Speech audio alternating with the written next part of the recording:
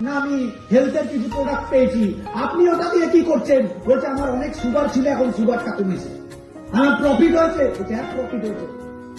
আপনি তার মানে আপনার ছেলের জন্য এখানে কিচ্ছু দেননি, এখানে ফ্রিতে আছে আপনার ছেলে, তাও লাইফে ইনকাম পাবে, অ্যাটিটিউডের ট্রেনিং পাবে, লাইফস্টাইল কাকে বলে বুঝতে পারবে।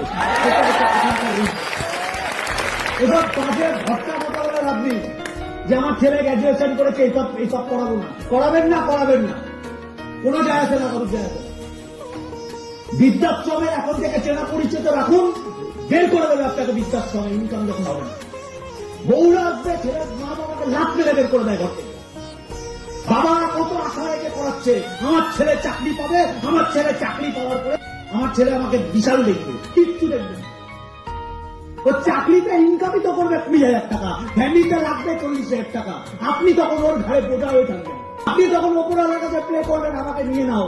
অনেকের মাইন্ডে অনেক গার্জেন ভাবতে পারে এই ইন্ডাস্ট্রি থেকে আমার কেউ বৃদ্ধাশ্রমে যায়নি, একটা যদি গেছে এনে দেখান, যা বলবেন তাই করবেন।